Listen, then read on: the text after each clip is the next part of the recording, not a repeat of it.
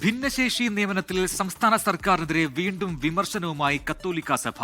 വാഗ്ദാനങ്ങൾ തന്നതല്ലാതെ സർക്കാർ ഒരു ഇടപെടൽ നടത്തിയിട്ടില്ലെന്ന് സിറോ മലബാർ സഭ ചങ്ങനാശ്ശേരി അതിരൂപത ആർച്ച് ബിഷപ്പ് മാർ തോമസ് തറയിൽ കുറ്റപ്പെടുത്തി.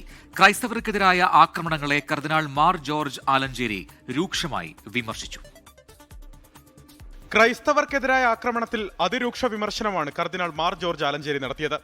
രാജ്യത്തിന്റെ ഐക്യം തകർക്കാൻ നടക്കുന്ന ശ്രമങ്ങളെ തടയാൻ ഭരണാധികാരികൾ നടപടിയെടുക്കണമെന്ന് കർദിനാൾ ആവശ്യപ്പെട്ടു.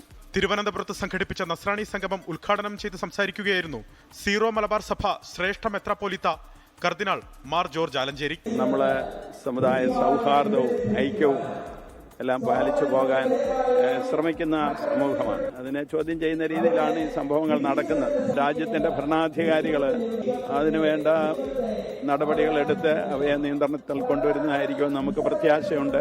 ന്യായമായ ആവശ്യങ്ങൾ സംസ്ഥാന സർക്കാർ അംഗീകരിക്കുന്നില്ലെന്ന് സീറോ മലബാർ ചങ്ങനാശ്ശേരി അതിരൂപത ആർച്ച് ബിഷപ്പ് മാർ തോമസ് തറയിൽ വിമർശിച്ചു. ഭിന്നശേഷി നിയമനത്തിൽ വാഗ്ദാനങ്ങൾ തന്നതല്ലാതെ സർക്കാർ ഒരു ഇടപാടും നടത്തുന്നില്ലെന്നും ആർച്ച് ബിഷപ്പ് പറഞ്ഞു. ഭിന്നശേഷി നിയമനത്തിന്റെ പേരിൽ തടസ്സപ്പെട്ട് കിടക്കുന്ന 16,000-ഓളം അധ്യാപകരുടെ നിയമനത്തിന്റെ കാര്യത്തിൽ നമ്മൾ നിരന്തരമായിട്ട് സർക്കാരിനോട് പറഞ്ഞുകൊണ്ടിരിക്കുകയാണ്. അവർ നമുക്ക് ഒത്തിരി വാഗ്ദാനങ്ങളൊക്കെ തന്നു, ഒന്നും നടക്കുന്നില്ല. ഭിന്നശേഷി നിയമന വിഷയത്തിലെ ആശങ്കകൾ പരിഹരിക്കാൻ സർക്കാർ പൂർണ്ണ പിന്തുണ നൽകിയിട്ടുണ്ടെന്നായിരുന്നു കർദിനാൾ മാർ ജോർജ് ആലഞ്ചേരിയുടെ പ്രതികരണം. പുത്തരിക്കണ്ടം മൈതാനിയിൽ നടന്ന നസ്രാണി സംഗമത്തിൽ 100 കണക്കിന് ക്രൈസ്തവ വിശ്വാസികൾ പങ്കെടുത്തു. 24 തിരുവനന്തപുരം. ലോകത്തെവിടെയായാലും ഏത് സമയത്തും 24 വാർത്തകളും ഓഗ്മെന്റഡ് റിയാലിറ്റി പാക്കേജുകളും എക്സ്പ്ലെയിനറുകളും വിശദമായി കാണാൻ ഞങ്ങളുടെ യൂട്യൂബ് ചാനൽ നിങ്ങൾക്ക് സബ്സ്ക്രൈബ് ചെയ്യാം.